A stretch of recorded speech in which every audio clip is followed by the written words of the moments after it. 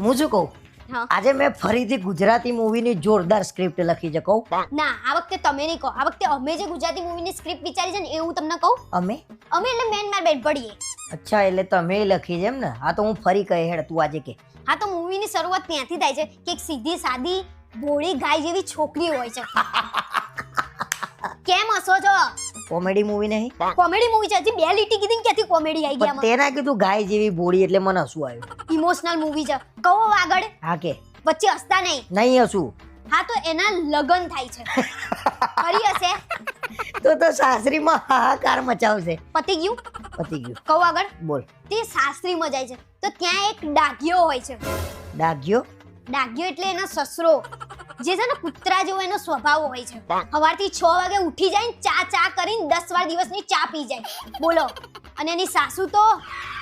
શું આમ શું ચીકણી આખો દિવસ વહુ બેટા પંખો ચાલુ રાખ્યો વહુ બેટા લાઈટ ચાલુ છે વોશિંગ મશીન નહીં વાપરવાનું ગેસ ચાલુ હોય તો પંખો ચાલુ નહીં કરવાનો એટલી બધી ચીકણી બોલો એટલે આ પિક્ચરની સ્ટોરી છે હા તો પિક્ચરનું નામ હશે ને કઈ આ શું એક બિચારી સાસરીમાં ફસાણી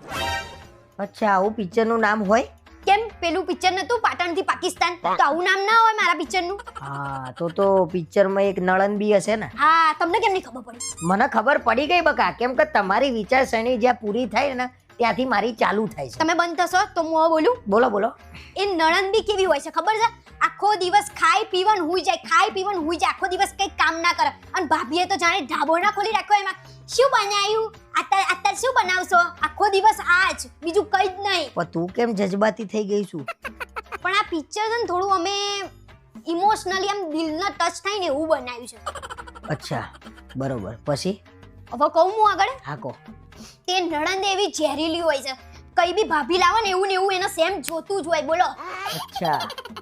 અને એનો ઘરવાળો તો હારો છે ને એના ઘરવાળાનું તો નામ જ ના લો હાવ રંગલા જેવો એને ક્યાંય એની બાયડીને જમવા લઈ જવી ને તોય કે પપ્પા હું બહાર જમવા જાઉં પછી કઈ બી પિક્ચર જોઈ કે પપ્પા હું પિક્ચર જો બધું એનો ઘરવાળો પૂછીને કરે બોલો હા પણ એ તો યાર રિયલમાં કેમ ના પૂછે એના મા બાપ હોય તો પૂછવું તો પડે ને પરણ્યો છે કેમ એવું આ અચ્છા પરણવાય પૂછીને આવતું ને કે પપ્પા પરણ્યું કે નહીં